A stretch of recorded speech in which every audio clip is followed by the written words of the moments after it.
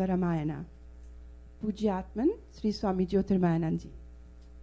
Om Shri Ramaya Namah, Om Shri Ramaya Namah, Om Namah Shivaya, Om Namah Shivaya, Om. Bala Kanda.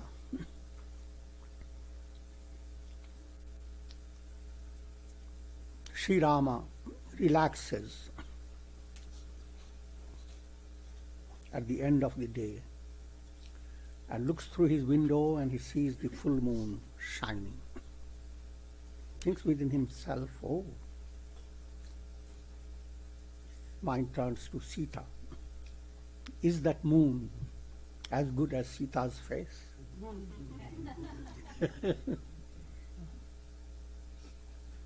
Prachi disis asis ubhau subhava siyas mukha sarisa dekhe sukha pava. Towards the eastern direction, the moon had just emerged.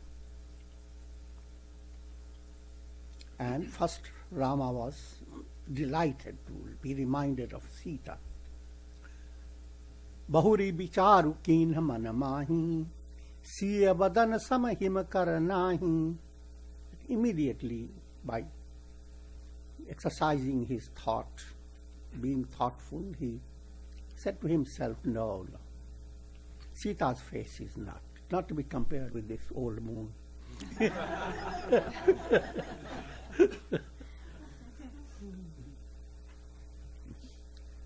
Janama Sindhu Puni Bandhubish. This moon was brought out by churning of the ocean. It's all allegorical stories. The moon emerged out of the ocean. And the brother of this moon is poison. Poison also emerged. And during the day, the moon remains hiding. And even when it rises, Sakalank, there's some imprints in it. How can that moon be compared with Sita's face? Compared to Sita's face, Chanda Bapuro rank is just like comparing someone fabulously rich with someone who is utterly poor. Again, allegorical description of contrast between Alpam and Bhuma. All the entire world and all the happiness that you can think of and the pleasure put together, that's compared to the moon, which is always waxing and waning and is never perfect. And it doesn't have its own light. It's borrowed light from the sun god.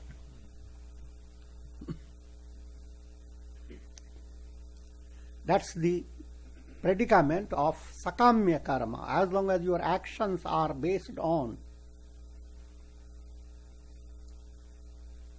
the idea of benefiting the ego, ego-based, a process in which individuality within you will not be removed. It will continue. So that is called pravritti. Led by pravritti, your soul will go on reincarnation again and again, each time trying to be better than before, but sometimes forgetting what is better and what was before.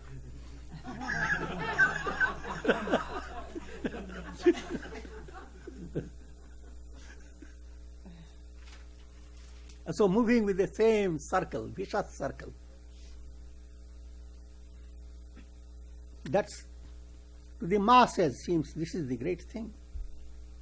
But that is an extremely dull-wit mind.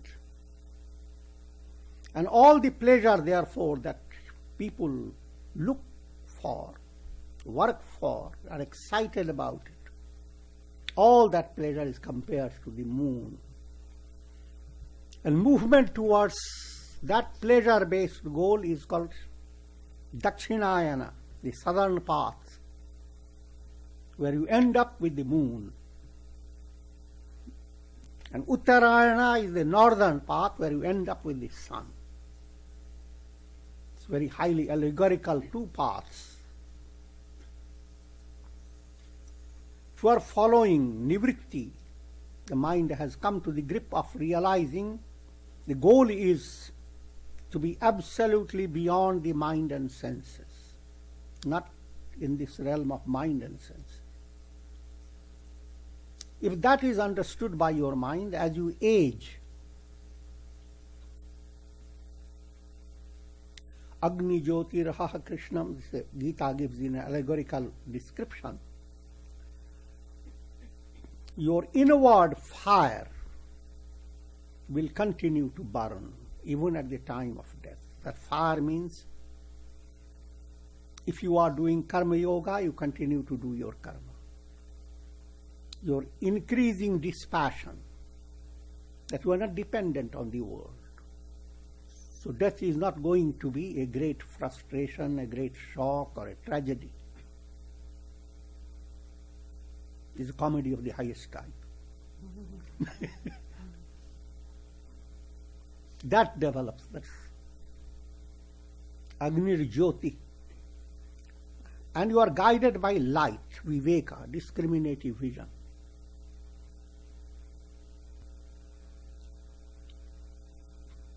And your day-to-day activity, karma, continues until you die.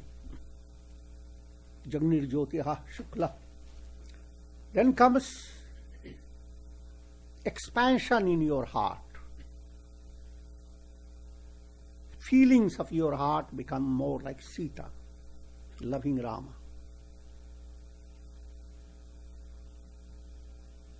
Shanamasha Uttarayanam.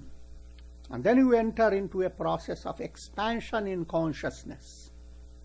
It goes on expanding beyond the limits of mind and senses. And ultimately you end up becoming blended with the sun. Sun means full of light, full measure of revelation. This is the ideal process. It begins to occur within your life and continues after death. The goal is to attain the whole process within your life. Then it is called Sadhya Mukti. You have attained enlightenment within your lifetime. If it goes after death you continue, it is called Krama Mukti. Gradual movement. But one way or the other, you don't come back. The other movement, Dhumo Ratri, you are guided by smoke to a darkness like a night.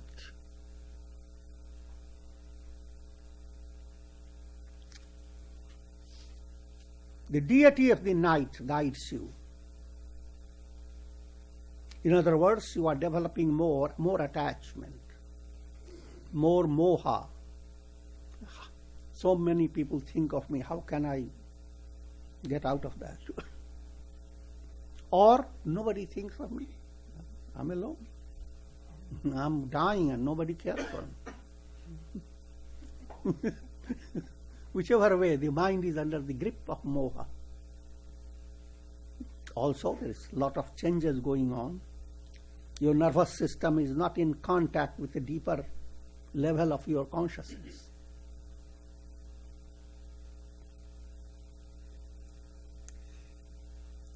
And Krishna Paksha, the Uttarayana, then Shukla Paksha, the moon waxes brighter and brighter. Here the moon wanes. The feeling of your heart that was at a high level now becomes lesser and lesser, being thwarted. Your consciousness contracts. Southern path, the daylight decreases. And you end up with the moon. The moon doesn't have its own light. Therefore, for a while there is Char Dino ki Chandani. You enjoy heavenly experience. Good karmas give you a subtle experience in your mental plane. Like a good dream. You go to sleep, and a very good dream. But afterwards, when you come back, you realize you are facing some big challenge. So, comparing Sita's face with moon, implying that you are highlighting Dakshinayana, the southern path. But Rama's Sita is the northern path.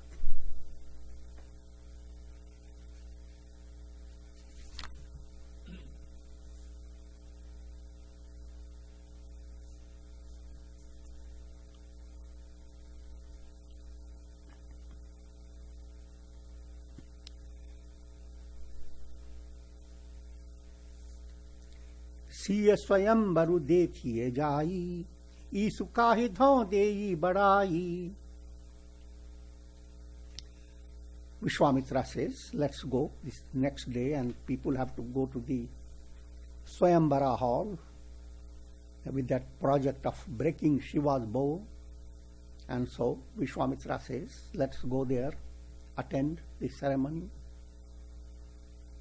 God alone knows who is going to win. Because Vishwamitra knew, but just uses the normal conversation. Lakhan kaha jas bhajanu soi, nath kripa jab japar hoi. That Lakshmana sometimes speaks up. So Lakshmana said, O Lord, to sage Vishwamitra, he who is blessed with your grace will win. Implying Rama is going to break the Shiva's bow. Harshe muni sab suni barabani, dina asisa sabahi sukhamani. Vishwamitra gave his blessings.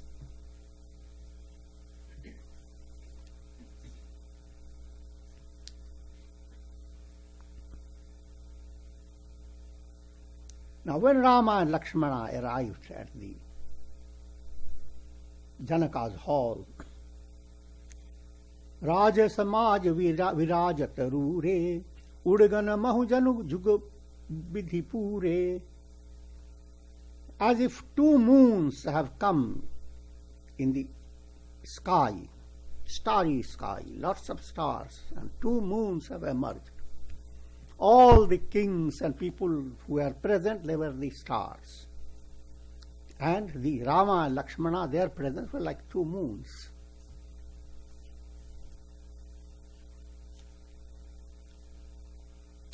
जिनके रही भावना जैसी प्रभु मूरति तिन्ह देखी तैसी. But the presence of Rama Lakshmana did not have the same effect on every mind. जिनकी रही भावना जैसी, according to their own bhavana, the way their feeling mechanism has been constructed, the way their vasanas have developed. Accordingly, they saw Rama and Lakshmana, interpreted by their inner bhavanas, inner vasanas. That relates not just for that historical event of a big Swayambara, but it's ever-present reality. Every moment you are in the Swayambara. Every moment you are looking at Rama, because what else is there in the world to look at?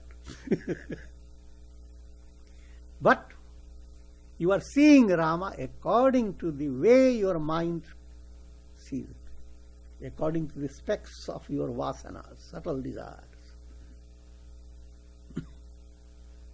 Seeing means all your experiences, your touch, your smell, your taste, your hearing, all your experiences are seeing. Whatever you are listening, whatever you are touching, whatever you are experiencing through the senses, they are Rama being refracted through the mind.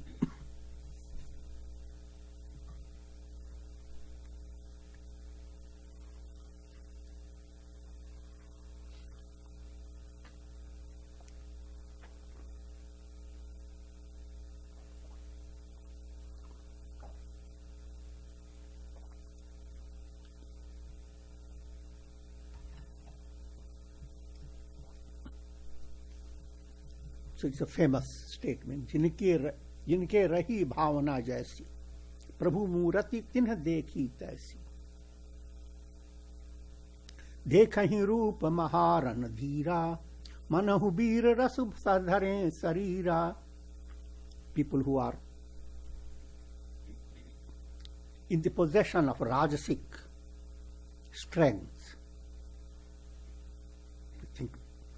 they look at Rama as a tremendous warrior, a hero of a warrior type. असुर रहे असुर छल छोनि प्रवेशा जिन्ह प्रभु प्रगट काल सम देखा. Many demoniac spirits had also come there in that assembly in the guise of normal people. When they looked at Rama, Rama appeared like the very embodiment of death, terror. His eyes were splitting out fire. His tongue was leaping out, and so forth.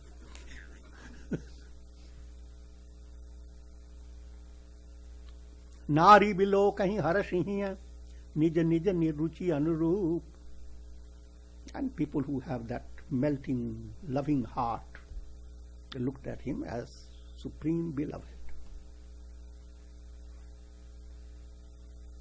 Vidushan Prabhu Viratamaya Disha, people who had lot of knowledge of scriptural study, to them Rama looked like Virat, cosmic. His head is enfolding the heavens. His arms are enfolding all the universe. The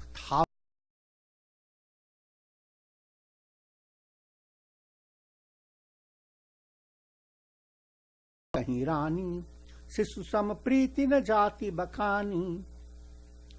King Janaka and his queen, they look at Rama as if loving parents looking at their child, implying vatsalya bhavana. If you have a high level of purity within your heart, your relation with God is compared to mother's relation with a baby. You are not the baby, God is the baby.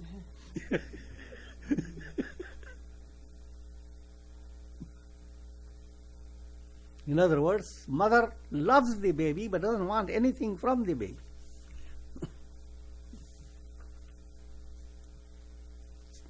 One-aspected love, one-sided.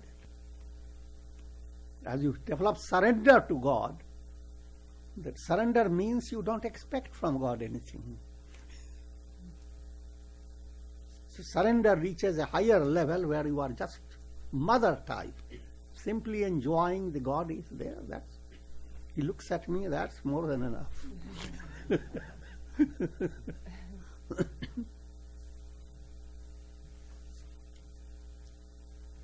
Hari Bhagatan dekhe do bhrata, Ishtadeva iva sab sukhadata.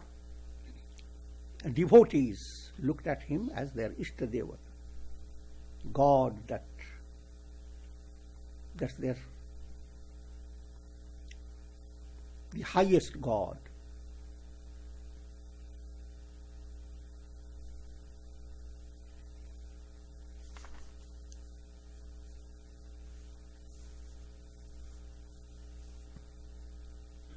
राजत राज समाज महु कौशल राज किशोर सुंदर श्यामल गौरतन विश्व विलोचन चोर.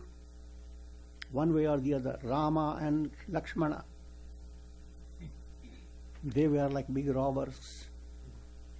They stole out the eyes of everyone. They kidnapped their eyes.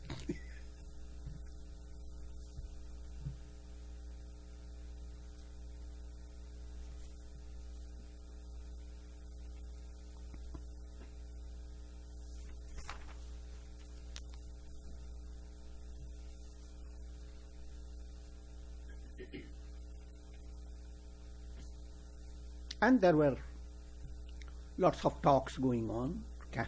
Who will marry Sita? Like the politics of today. Like the politics of today. Lots of vikalpas. Who will marry Sita?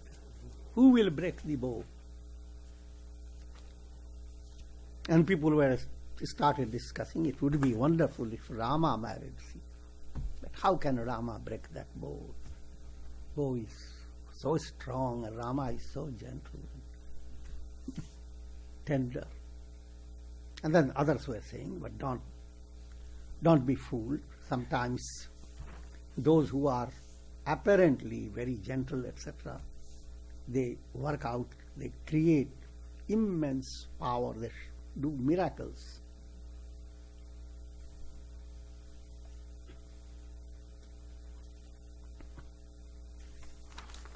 Now we come to the stage where declaration is pronounced on the stage.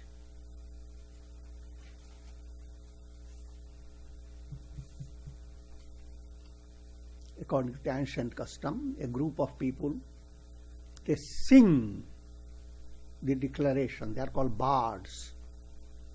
And they declared, O kings of this world, King Janaka, lifting up his big arms, declares that whoever will break this Shiva's bow, he will marry Janaki. And he will be considered the greatest hero in the three worlds.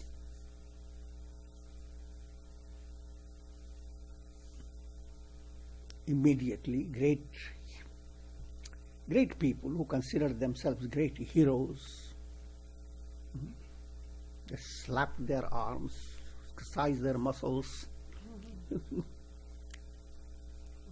धूप सहस दस एक ही बारा लगे उठावन टरई न टारा.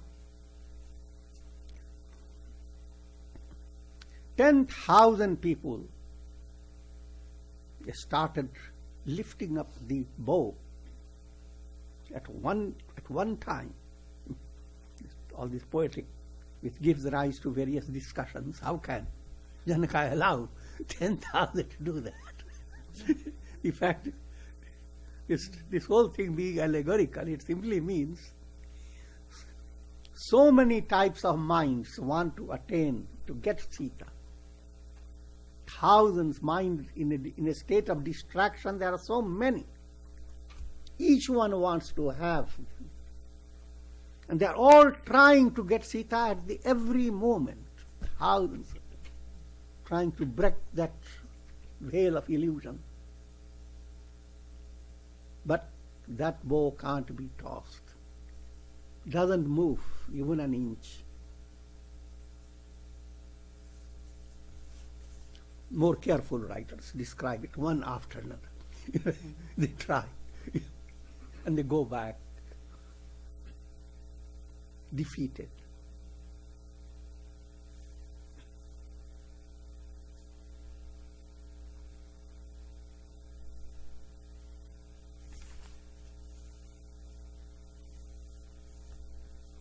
And all this leads to despair in the mind of Janaka. That if I had known that, I would never have made this pledge, because my daughter will now remain unmarried. अब जनी को माखै भटमानी वीर विहीन मही मैं जानी तजहु आस निज निज गृह जाहु लिखा न विधि Vaidehi विबाहु.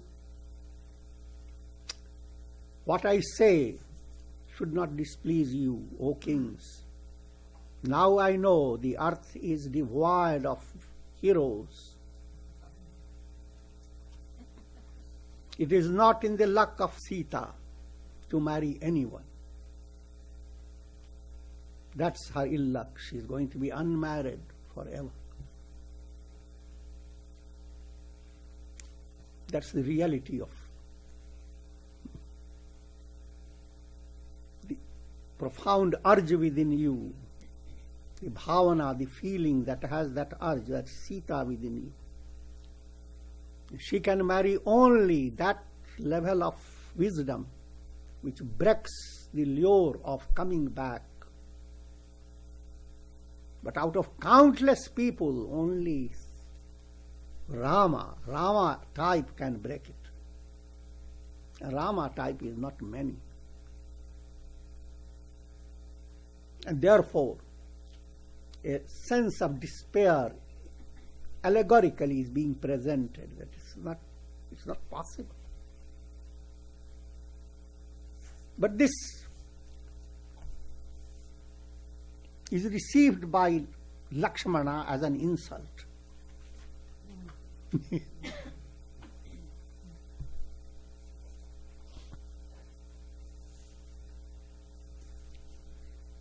Implying this is the reality of the world. Whole world goes after illusory goals. And it seems that the whole public opinion and majority's thought is that this is the only possibility. There is no other possibility. But that means if there is a mind of Lakshmana type, stands up and shouts at them like a lion stands up and shouts at the lambs or the foxes. Raghubaz sinha mahu jahan koi hoi, tehi samaj as kahai na koi. Janaka stands up without asking anybody's permission. He says, "O king, all those words you have expressed, you should not have."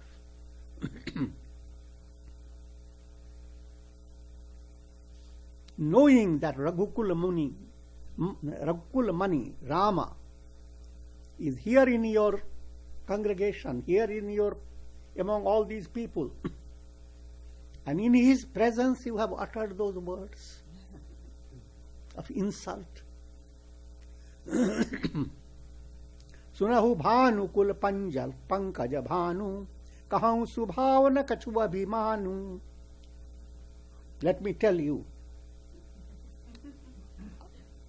our strength, and I do not mean to be proud about it. Kache ghat jimi daron fori sakau meru mulake jimi tori. I can break the entire Sumeru mountain like one would break a little radish from the earth. And if Rama broke that, what was great about it?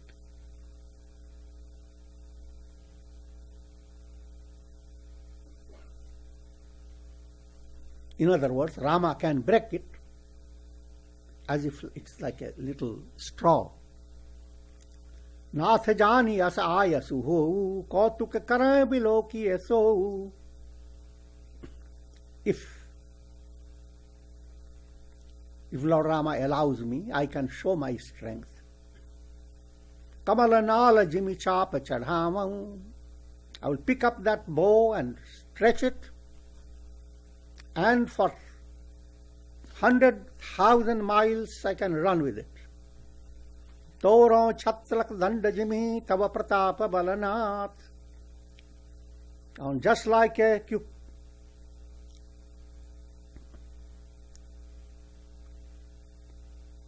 mushroom. The mushroom, I can break its head. If I don't do that, I will not touch a bow and arrow ever.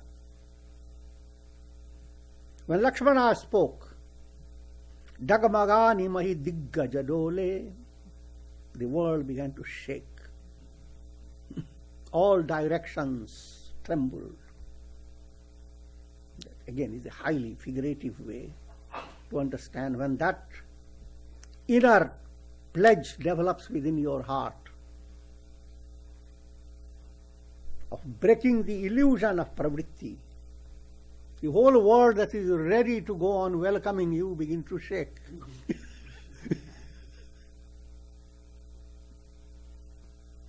To give you an easy way to understand, when you are ready to wake up, the entire dream universe begins to shake.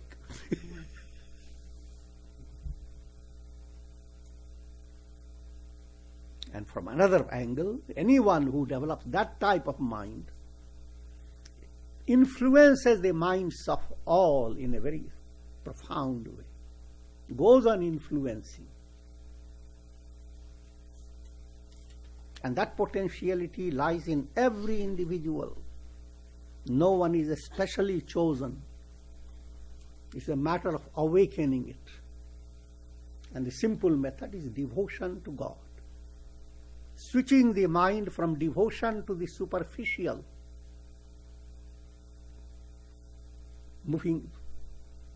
Switching your mind from devotion to waves to ocean. From waves to the ocean. From clouds to the sky. From cinema pictures to the screen. And from the snake to the rope.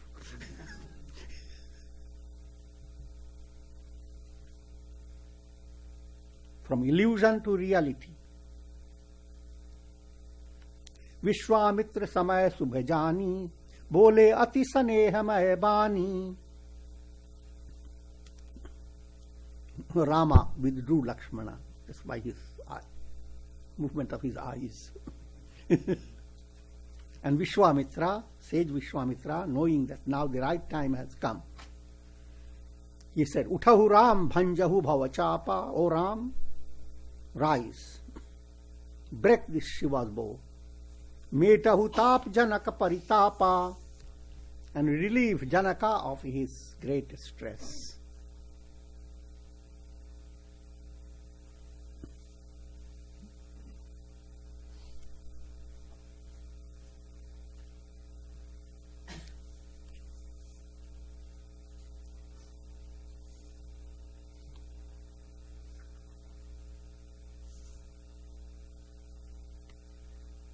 And as Rama proceeded towards the bow, different minds began to imagine different things.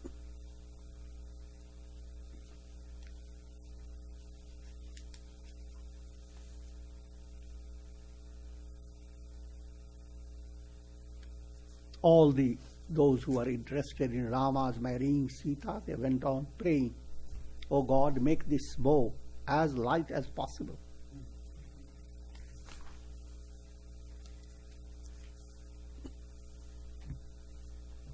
And some began to express themselves, "Alas, how can Rama break the bow?"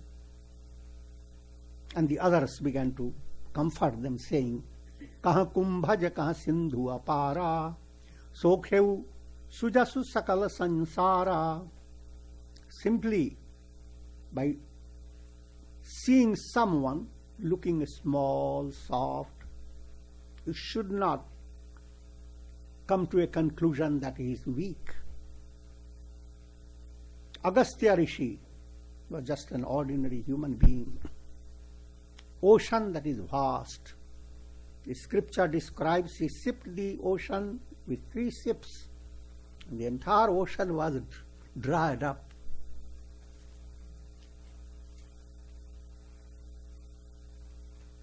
That again is a mystical story. Everything is a mystical story. The ocean is illusion, Maya. The Maya illusion exists in 3 planes: physical, subtle, mental. Go deeper at the level of intellect and ego. Each level is like a big ocean. Agastya Rishi is that soul equipped with profound intuitive knowledge, looks at this physical world and sips it. Nothing, nada, nothing.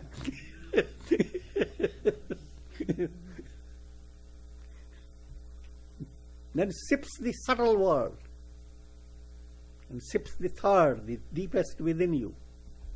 Steps beyond waking, dream and deep sleep. The entire world is stripped moved away.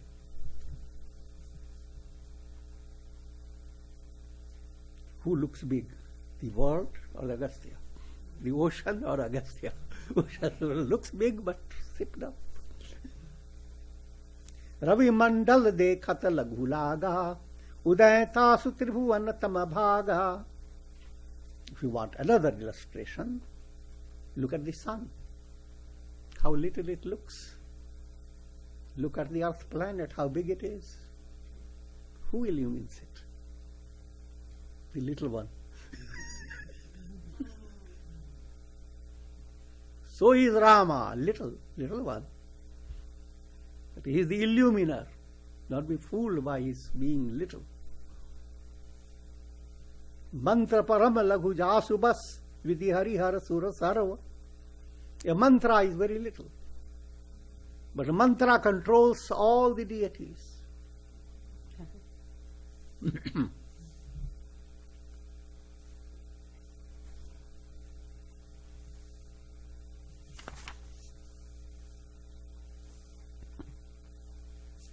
Sita offered her prayers that may Rama quickly break the bow. And finally, Rama in the meantime is moving towards the bow. He has come close to it.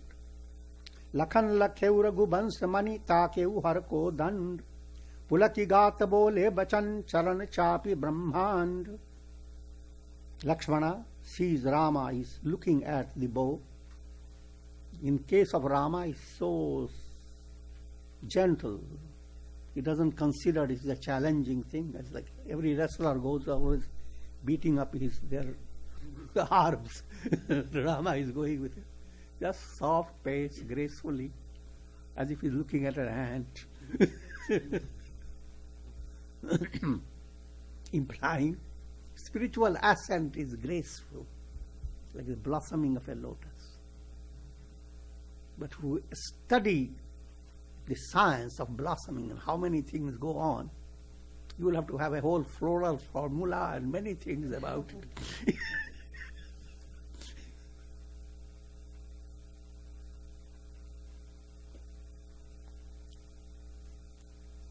And Lakshmana at that time, to highlight that point, he puts his foot down on the earth as if he is giving the earth comfort. Disi kunjara hukamata atiko kola dharahu dharani dhari dhira nadola Ram chahahi sankara dhanu tora. Rama is going to break Shiva's bow. He is about to break Shiva's bow. Now therefore I command you, the earth, the mountains, the directions, I command you, hold on.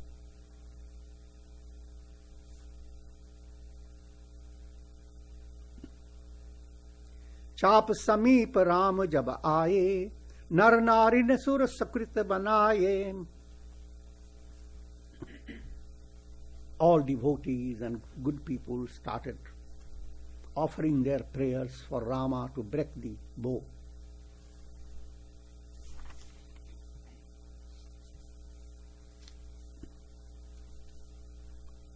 Guru hi pranam manahu man kinha ati lagha uthaye dhanu linha. Rama first bowed down to Guru Vishwamitra and then in a very gentle way lifted up the bow. Dham keu damini jimi jabalayu puni nabha madhanu mandala samabhayu. And the bow was lifted up like a flare of lightning, a flash of lightning. And it appeared like the lightning has become like a whole circle.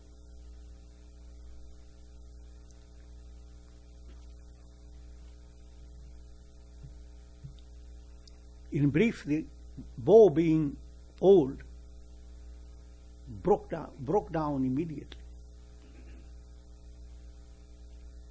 which implies that pravritti based the illusion has moved away.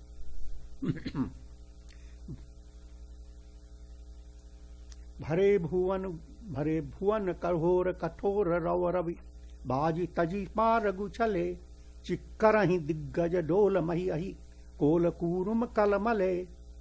This is a description of the whole world being agitated by, like a big hurricane has come.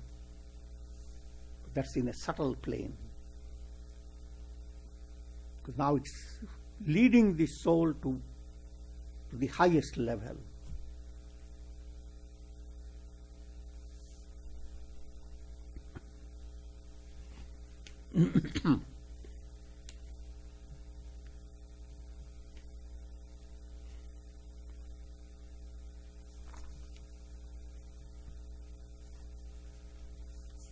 श्रीहत भय भूप धनु टूटे जैसे दिवस दीप छवि छूटे. All the kings who were present, now they became in a state of despair.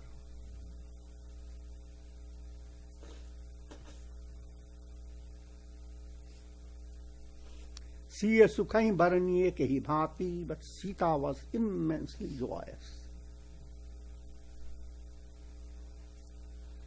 She, along with her friends, they come forward. चतुर सखी लखी कहा बुझाई पहिरा वहु जयमाल सुहाई. Led by friends, Sita is brought before Rama and they say, now put the Jayamala, the garland of victory on the neck of Rama.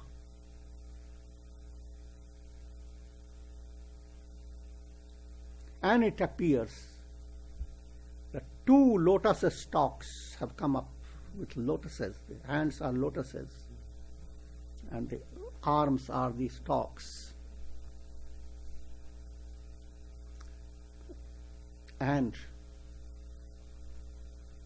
with a little gentle fear, both hands are putting a garland on the moon, shining moon.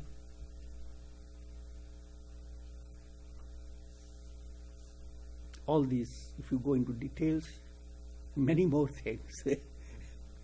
These lotuses are special lotuses. They are inspired by the moon, the blossom. And since the blossom, even from a distance, moon is up there and the lotus is here. But now there has come an occasion where the moon, the stalks have come so big and the moon has come down so much. You are garlanding the moon. You are enjoying the essence of all joy, all in your hands. The bhavana within you has wedded Rama.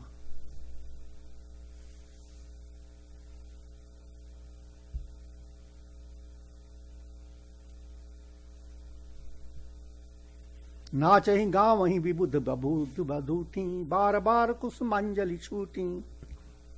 All divine energies, forces, divine beings, they all began to rejoice, showering flowers, abundance of flowers.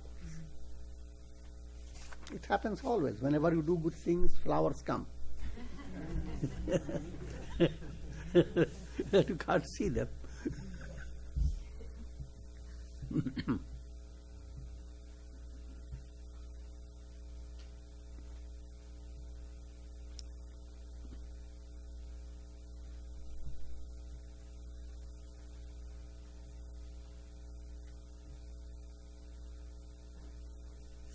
But at this time, the kings, they had just recovered their shock, and now they started showing their agitation.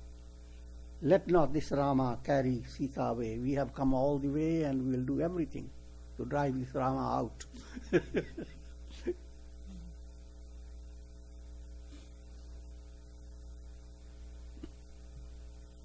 But during that agitation that was just surging up, there comes Parashuram.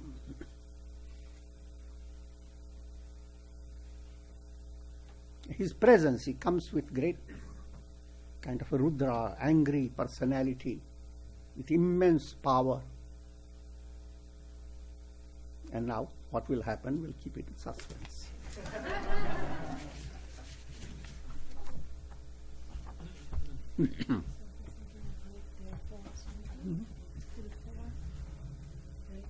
Okay.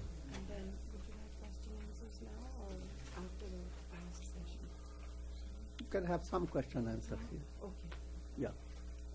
Just for 15 minutes. Okay. Please be seated. Swamiji would like to open the floor to questions and answers. A short session now, and then after the last session also there will be a short question answer session. So if you're interested in asking a question, please raise your hand. And Sunil, is he here? Yes. Sunil will bring you the mic. Please speak into it, loud and clear.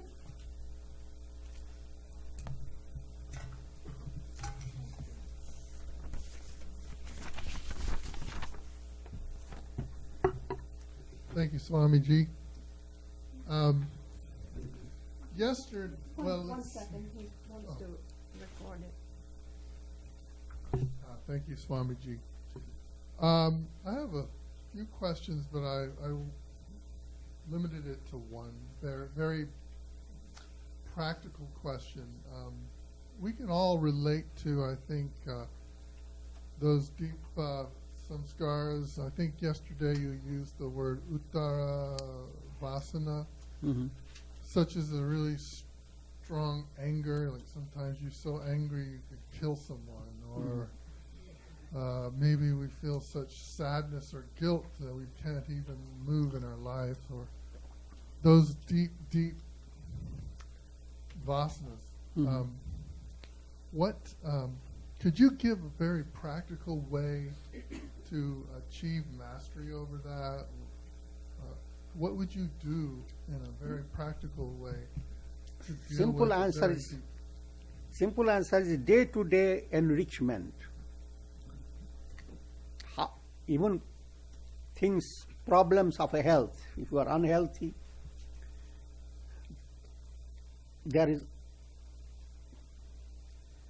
a specialized treatment for a certain duration, but in the long range, it is day-to-day healthy habits that you develop that goes on making you healthier. In the same way, when any negative within you has become too aberrated, then there is a special something to be done. If it is not, you want to control it, rise over it. Integral yoga, how to plan your life day by day so that your mind gives attention to 4 points. Doing your work in a better way than before so that your work brings to your heart a sense of joy, a relaxation. Switching your attention from just getting the work done by hook and crook to getting the work done by joyousness and peace. That becomes one that called karma yoga. Then regarding your emotions, how to direct your emotions through japa. Even though God is not around you, from practical point of view, you will start building up in your mind that here in my temple He is there. He is looking at me. And you have a mala. You go on repeating japa. You do certain prayers. Evolve by your mind things that will inspire you. Reading of texts like Ramayana, certain scriptures, and any type of devotion, japa, prayer, and doing of charitable deeds, all that come in the same category, called bhakti yoga. The next is meditation. Every day allow your mind to become just relaxed, free of all the botherations. But in order to do so, if you are just allowing your mind just to do japa, repeating the mantra, even though mechanically, it's paving the way towards it. further you begin to gain more insight into it. When the mind focuses itself on any subject, then it explores it, understands more about it. So day by day you go on exploring the ability of your mind to stay focused. That's called Dhyana Yoga. And then comes Jnana Yoga, which is all the time present. You go on understanding at a deeper level. Jnana, all the four blended in day-to-day life called integral yoga. And whenever we say practice yoga, it means bring all the four in a harmonized balance. If your mind gets confused and you start counting it on your fingers, which one? It doesn't matter. Any one of the four, if mind is focused, other three will join in automatically. Just like your personality is you have a head, that's Jnana Yoga. You have a hand, that's Karma Yoga. You have a heart, that's Bhakti Yoga. You have a neck, Dhyana Yoga. all the four factors have to come together.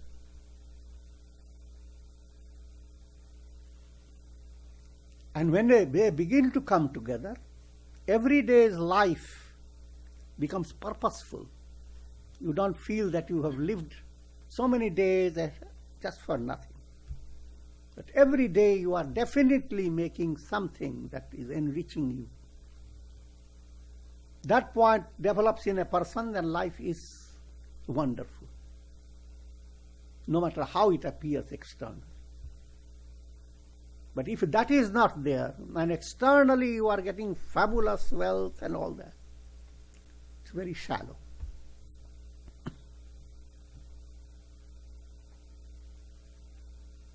Okay.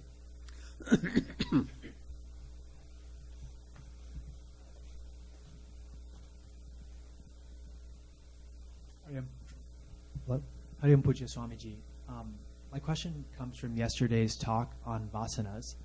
And yesterday Swamiji said that at the very first level we start repressing our tendencies, our anger, our greed, or jealousy, but that goes into our unconscious. At that level, how do we become more aware of the subtlety of how anger and greed and these other emotions in our unconscious affect us? No, it's just a matter of understanding that even though you are doing the right thing, and you are noticing the change within you, the noticing aspect can be well understood by another level, even though you notice that things are not there. Don't believe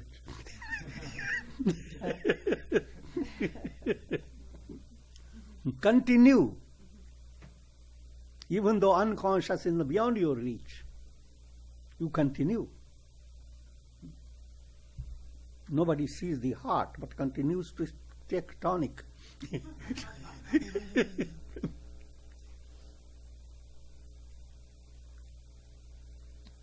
And the end result is your enlightenment. Then only it will go away. Otherwise, it will be always there. And it is not quantitative. It suddenly emerges out of darkness.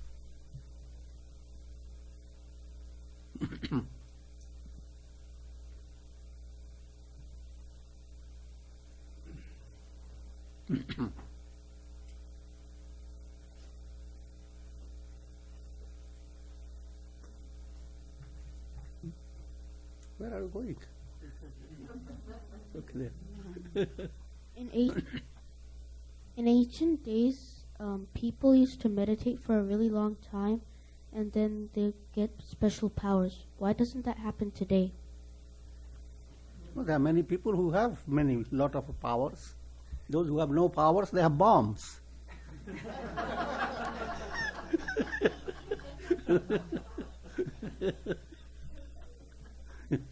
You don't know all the people. You have to just grow up a little more. No, to have simple way to understand that getting power is not your goal. If you think of people are not getting power, look around you. So many people are so powerful, they are mowing down thousands of people every day. And they're sitting quiet, relaxed. So that is not power. Power is that which leads you to God, which makes you a good person. When a lotus blossoms, does it speak about power? It speaks of grace. And there is a divine power that makes the lotus blossom. That power is the power. Work upon it. Okay, next. Here. Namaste, Swamiji. You told us today that it's sometimes at the beginning difficult to recognize when the happiness leads us to the world, to delusion, and when it leads us to God. Can you give us some pointers as to how to recognize when it leads us to both ways?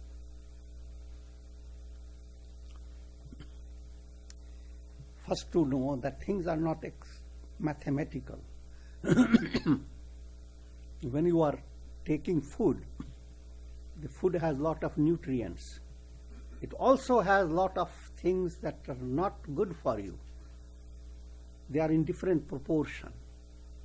Your body has to have a healthy state to go after the nourishment and throw off the negative. If the body asks, tell me clearly which one is what, you have no answer. But if you have a healthy appetite, you automatically have some instinct. You are led by instinct in your life. In every situation, you are facing a khichdi, a medley of things. Say, for example, you are helping a patient.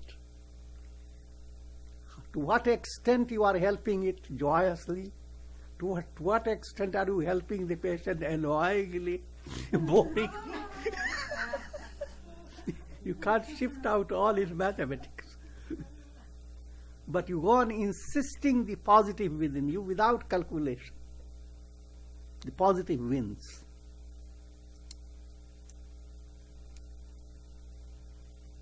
Thank you so much.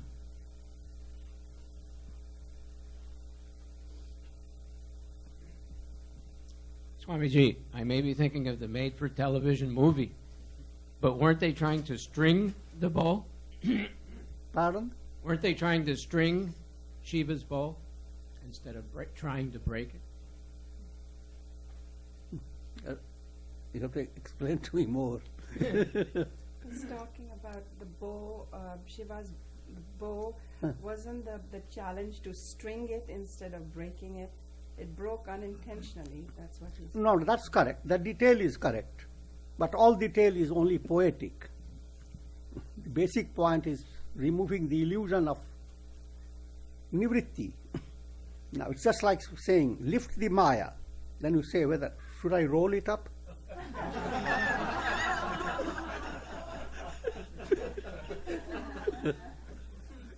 You can say so. So the actual story, he is right. Rama is supposed to lift it, then stretch the bow, string it, and then stretch it. But hardly he had lifted it, and probably he bent a little, it broke down.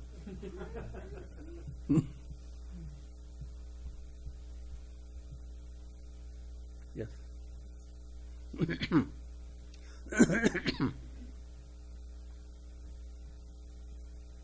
Swamiji, can you explain a little bit more about the nervous system and consciousness and that transition to enlightenment or leaving of the body or the death of the ego? That how does the nervous system not impact the consciousness? When you are dreaming, your nervous system is quite happy about something, balloon you are looking at in your dream. You are not impacted by your nervous system. That nervous system is yours, but on a very superficial level. People see you. A person is dreaming, You see the hands moving, sometimes throat starts talking about things. In spite of all that, person near you doesn't hold you for that. Recognizes as superficial, it happens. Similarly, when you look at people in their different states of agitation, you don't identify them with how they appear. But that's something that one has to work upon in order to build up a profounder way of living in the world. Anyone in a state of agitation is totally different from what usually a person is. Agitation is caused by your nervous system and its excitement. Even while you are excited deep down at that deeper level, because that you are not all in the nervous system. So you are always in another level. That level is safe. But then again, it all depends.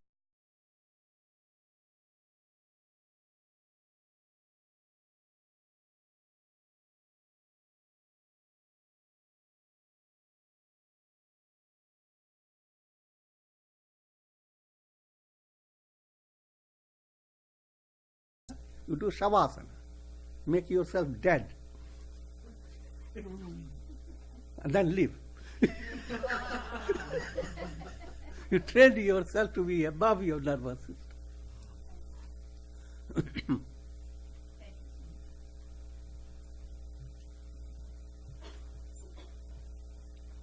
Namaste, Swamiji. Thank you so much. Yesterday or day before, you gave a small exposition on all wealth is parasampada. It is not ours, it belongs to Maya, mind, intellect, wealth. When you quoted Isavashi Upanishad, it was very delightful, and I was wondering if you could expound on that just a little bit more, please. Every mantra ends with Nama.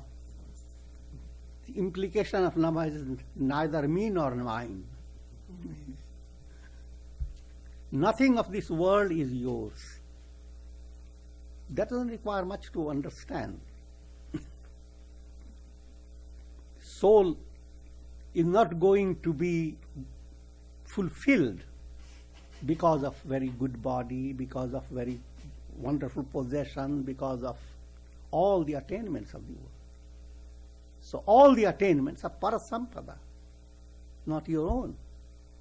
It's Maya Devi's. Let the Devi have all that.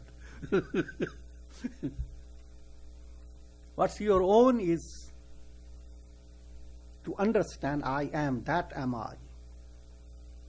That what is your own, you don't own it. You are it. When you have the idea of owning it, then there comes the idea of becoming.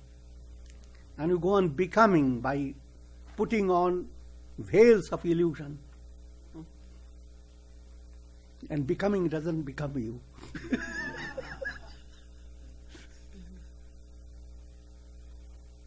When becoming does not become you, then you are yourself. Then you are not going after paradharma. You are not greedy. Gridha drishti. Tena tyaktena bhunjita ma gridha.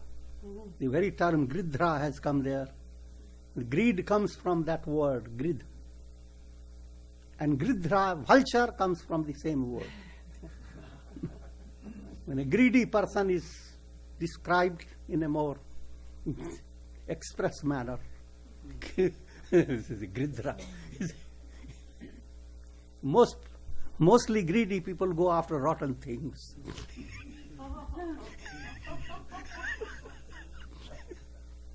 Dead. They become a serial killer. They kill themselves again and again, going after greed. The Upanishad uses the word. Person who does not turn to liberation is Atmahano Jana. He's a killer of himself, a serial killer, a seriously serial killer.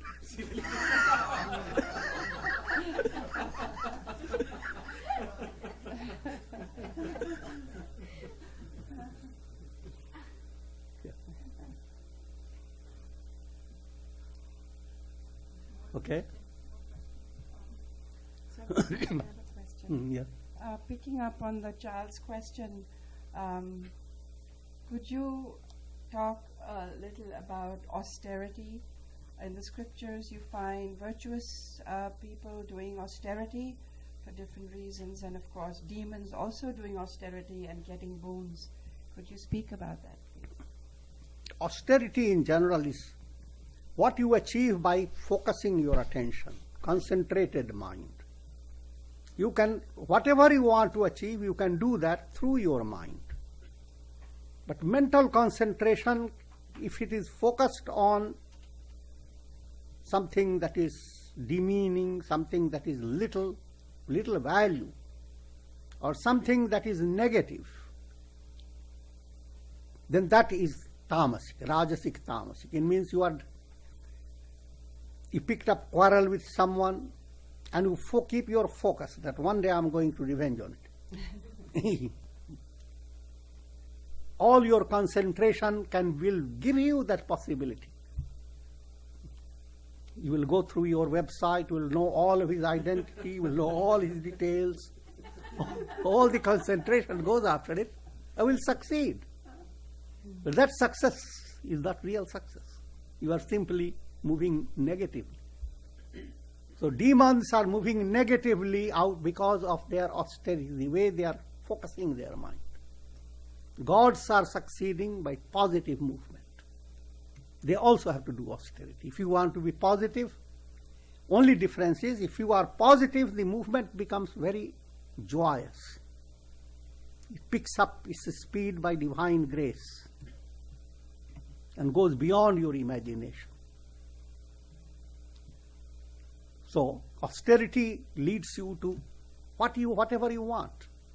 But whatever you want should be always under the viveka, to know what is best for you.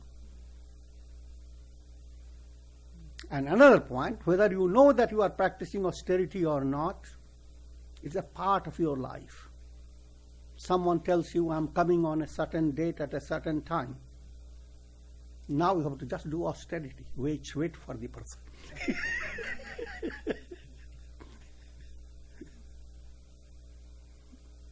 Start a project and you have to wait until the project develops in time. Whoever lacks that ability to wait will not succeed. And waiting, sustained movement, that's austerity.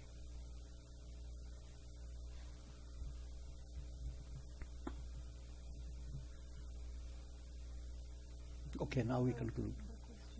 Yeah, okay.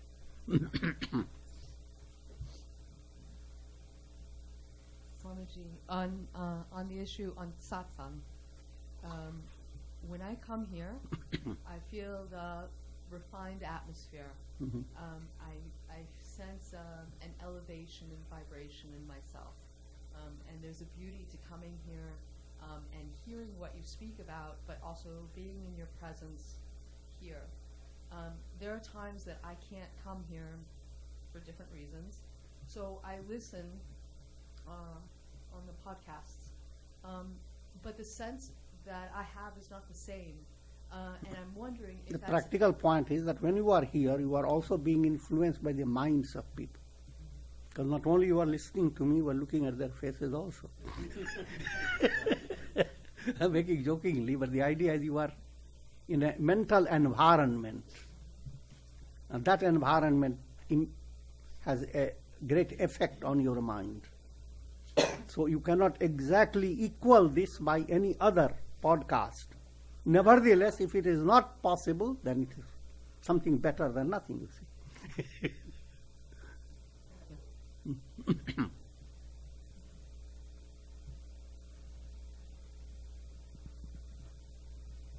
Thank you, Swamiji. A quick question about the south and north paths. Mm-hmm.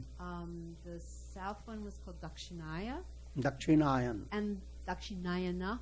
Mm-hmm. Okay. And the north Northern, one is Uttarayana. Uttarayana? Mm-hmm. Uttarayana. Oh, up. No. Up. Yeah, okay. Okay, thank you very much. Okay, we conclude now. we will be back starting sharp at 4. So please be seated by 4.